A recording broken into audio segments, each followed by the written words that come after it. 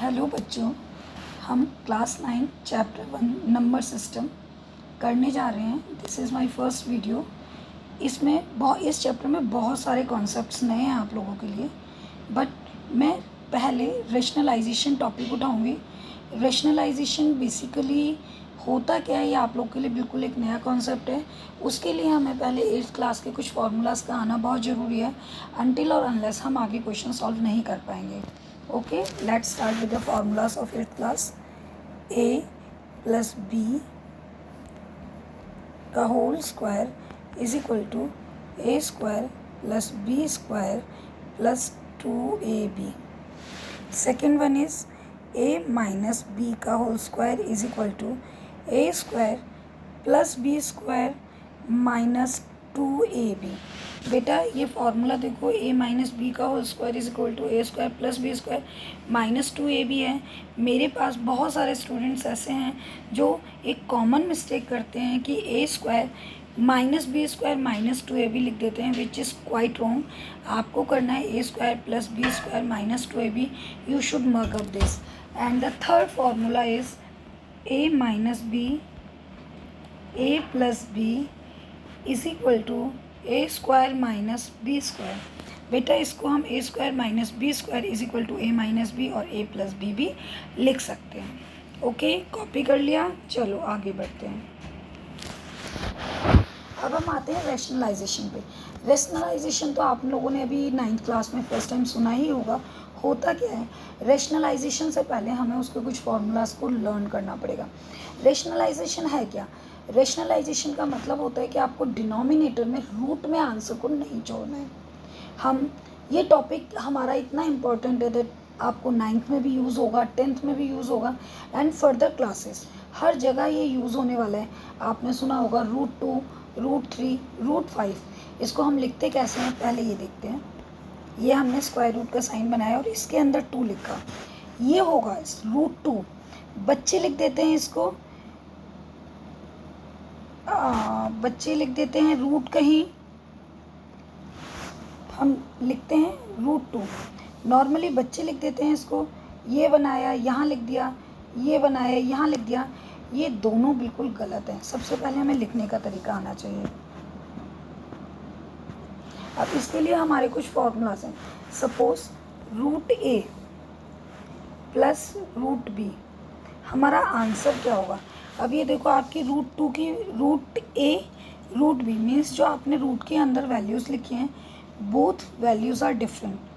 तो जो हमारे रूट्स होते हैं अगर वो डिफरेंट हैं तो हम ना तो इनको ऐड कर सकते हैं ना सब्ट्रैक्ट कर सकते हैं। That means your answer will be same, √a plus √b। अगर इसकी जगह ये होता √2a प्लस √3b, इस केस में भी हमारा आंसर सेम रहेगा। क्या आंसर होगा? 2√a plus 3√b। लेकिन अगर हमारे रूट्स की वैल्यू सेम है, जैसे √2a प्लस √3a है, तो हमारा 2 प्लस 3 5√a आंसर होगा, क्योंकि हमारे रूट सेम है। रूट सेम होने का मतलब क्या है? बेटा suppose you are in 9th class, तो आपका जो क्लासमेट होगा वो आपका फ्रेंड होगा, ना कि 8th क्लास में पढ़ने वाला बच्चा, नाइदर 12th क्लास में पढ़ने वाला बच्चा। तो इस चीज़ को बहुत ज़्यादा ध्यान दीजिएगा कि अगर हमारे रूट सेम होते हैं तो चीज़ें ऐड हो जाती हैं। मीन्स क्या ऐड होगा? हमारा होल नंबर ऐड होगा और जो हमारा रूट का वैल्यू है वो एज इट इज़ उतर जाएगा। 2√a प्लस 3√a, इसमें हमारा 2 प्लस 3 5√a हो जाएगा। आगे एक आप मुझे बताओ, 3√b प्लस 4√c, क्या हम इसको ऐड कर सकते हैं? नहीं कर सकते। क्यों?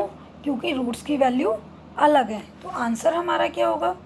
3√b plus 4√c। मैं आपको कुछ क्वेश्चंस होमवर्क के लिए दूंगी और मैं जो ये क्लासेस स्टार्ट कर रही हूँ डेली बेसिस पे स्टार्ट कर रही हूँ। मीन्स मैं अगर आपको 2 क्वेश्चन यहाँ पर करा रही हूँ तो 2 क्वेश्चन डेली घर से करने के लिए दूंगी और आई होप दैट आप लोगों को ये आपकी स्टडीज़ में हेल्प करें। चलिए अब सब्ट्रैक्ट का कॉन्सेप्ट करते हैं हम। सब्ट्रैक्ट में भी सेम ही हमारा फॉर्मूला रहेगा कि जो हमारा अगर रूट सेम होगा तो हमारे हम लोग उसको सब्ट्रैक्ट कर सकते हैं, अगर रूट डिफरेंट है तो हम उसको सब्ट्रैक्ट नहीं कर सकते। जैसे 4√3 प्लस 5√9। अब 5√9 की जगह 9 इज़ अ कंप्लीट नंबर तो हम नहीं लेंगे, 7 कर लेते हैं। अब देखिए ये ऐड है तो ये तो सेम का सेम ही रहेगा, 4√3 प्लस 5√7। अगर इसी वैल्यू को मैं सब्ट्रैक्ट में डालूंगी तब भी आंसर सेम ही आएगा। 5√7 इज इक्वल टू 4√3 माइनस 5√7। क्योंकि अगर रूट सेम नहीं है हमारे तो हम इसको नहीं कर सकते हैं। अगर हमारे रूट सेम नहीं है तो हम उसको सब्ट्रैक्ट नहीं कर सकते हैं। अगर ये हमारा होता 4√3 माइनस 2√3 तो हमारा, क्योंकि देखो बच्चा यहाँ पर हमारा √3 सेम है तो हमारा हो जाएगा 2√3 आंसर हो जाएगा। समझ आया? आई होप आप इनकी बार बार प्रैक्टिस करें तो समझ में आएगा। अब हमारा इसी में एक नया कॉन्सेप्ट आता है कि हम अगर रूट में हैं तो हम इसको मल्टीप्लाई और डिवाइड कैसे करेंगे, क्योंकि हमने बोला रेशनलाइजेशन में कभी भी डिनोमिनेटर में हम रूट नहीं छोड़ते हैं। अब डिनोमिनेटर में रूट नहीं छोड़ेंगे that means we have to multiply और divided by some number. So let's start. आपका है √7 इंटू √7। देखो बच्चा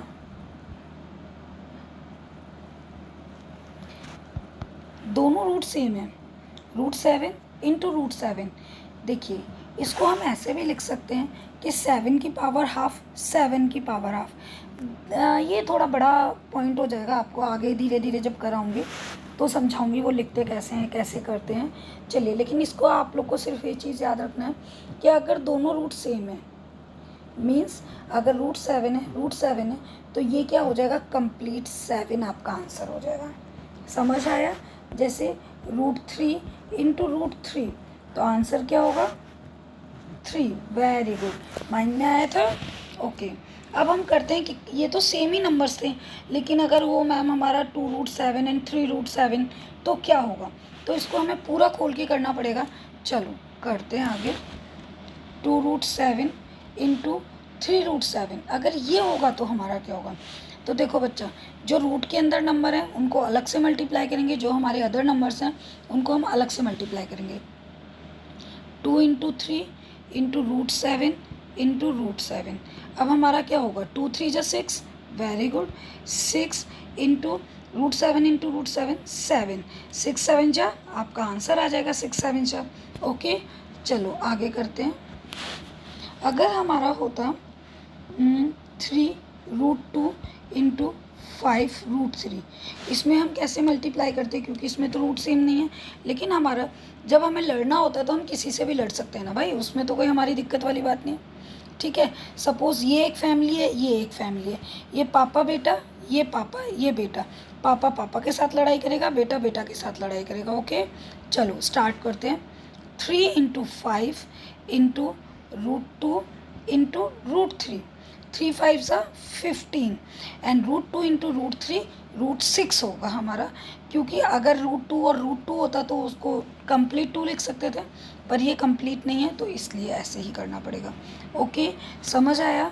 do more questions for practice. इन जो क्वेश्चंस मैं करा रही हूँ इनको कम से कम 3 बार करना।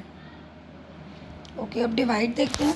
डिवाइड में भी हमारा ऐसा कोई कॉन्सेप्ट नहीं होता कि सेम रूट्स होने ज़रूरी हैं, क्योंकि बच्चा जब हमें किसी से लड़ना है तो हम कुछ भी टॉपिक पर लड़ाई कर सकते हैं, हमें किसी को काटना है तो हम कैसे भी काट सकते हैं। तो वही सेम सिचुएशन यहाँ पर हमारी आती है।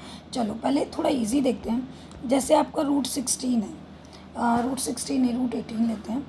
√18 है डिवाइडेड बाय, ये पूरा इसके अंदर आना चाहिए, डिवाइडेड बाय √2। तो अब इसको कैसे करेंगे, तो इसको हम ऐसे लिखेंगे, बड़ा रूट 18 डिवाइडेड बाय 2 कितना आया 9। ओके तो ये हमारा आया √9। अब √9 आंसर आप लोगों के लिए ठीक है, लेकिन मुझे इसमें थोड़ा सा और आगे पता है तो ये मेरे लिए आंसर गलत हो जाएगा। इसको क्या करेंगे, √9, 3 का स्क्वायर क्या होता है 9, 3 का स्क्वायर क्या होता है 9। तो इसको हम ऐसे लिख सकते हैं, इसके अगर हम एलसीएम निकालें 3 इंटू 3 तो यहाँ पर पेयर बन गया इसका, जिसका पेयर बन जाता है वो बाहर आ जाता है। अगर वो बाहर आ गया तो ये क्या हो गया 3। तो the correct answer of √18 divided by √2 is 3। Okay, got it, very good. इसी तरीके से हम करते हैं 14√5 डिवाइडेड बाय 2√3। अब देखिए मैंने आपको बताया था कि सेम रूट्स होना नेसेसरी नहीं है डिवीज़न के लिए और मल्टीप्लिकेशन के लिए। अब डिवाइड तो रूट से जब ही होगा जब वो उसके टेबल में आता होगा। पहले इसको हम फ्रैक्शन में लिख लेते हैं 14√5 एंड 2√3। अब देखो जो नॉर्मल नंबर होगा वो नॉर्मल नंबर से जाएगा, मतलब 2 को हम 14 से डिवाइड कर सकते हैं, 2 को हम √5 से डिवाइड नहीं कर सकते, √3 को हम 14 से डिवाइड नहीं कर सकते। रूट के साथ ही होगा। मीन्स अगर हम किसी को मार रहे हैं तो भाई हम अपने बराबर के ही तो मारेंगे। अब मैं 5 फीट की खली को थोड़ी मारने जाऊंगी, नहीं तो खली तो मेरी बैंड बजा देगा। इसलिए 2 से हम इसको काटेंगे तो 7। अब यहाँ पर ये नहीं कट रहा है तो 7√5 अपॉन में √3। ये आंसर आपका ये होगा 7√5 अपॉन में √3। अब देखो बच्चा इसमें √3 अपॉन में आया है और मैंने आपको बोला था कि रैशनलाइजेशन का कॉन्सेप्ट ये होता है कि हमको √3 नहीं छोड़ना है। पहले हमें फॉर्मूलाज आएंगे तब हम आपको सिखाएंगे कि ये √3 कैसे ख़त्म कर सकते हैं। Okay, copy it. Then next चलो एक और करते हैं इसी तरीके से 28√14 डिवाइडेड बाय 14√2। ये थोड़ा इजी है, चलो करते हैं यार। 28√14 और 14 डिवाइडेड बाय √2। 2 7 जा, पर ये रूट में रहेगा इसलिए रूट डालो इसका। 14 2 जा 2√7 is your answer. I hope कि आपको प्लस माइनस मल्टीप्लाई डिवाइड का कॉन्सेप्ट समझ में आया होगा। मेरे पास बहुत सारे एग्जांपल्स हैं जो मैं आपको करा सकती हूँ। पहले जितने मैंने कराए हैं उन कॉन्सेप्ट को याद कीजिए, उनको प्रैक्टिस कीजिए। इसमें मैं एक बार फिर आपको वर्बली समझा रही हूँ। अगर हमारे सेम रूट्स होंगे they could be add and subtracted. अगर सेम रूट नहीं होंगे तो ना हम उनको जमा कर सकते हैं ना हम उनको कर सकते हैं, हमको उनको एज इट इज़ आंसर देना पड़ेगा। अगर मल्टीप्लाई और डिवाइड हैं तो रूट वाली संख्या को हम रूट वाली संख्या से काटेंगे, होल नंबर को हम होल नंबर के साथ काटेंगे। अगर रूट के अंदर हमारा कोई ऐसा नंबर आता है, जैसे मैंने एक एग्जांपल दिया था आपको 9, जो कि 3 का स्क्वायर होता है, 3 का स्क्वायर होता है, तो वहाँ पर हम उसका एलसीएम निकालेंगे, पेयर बनाएंगे। इसमें और भी कंसेप्ट्स हैं आगे, जैसे जैसे मैं क्वेश्चंस कराती जाऊँगी आपको क्लियर करा दूँगी।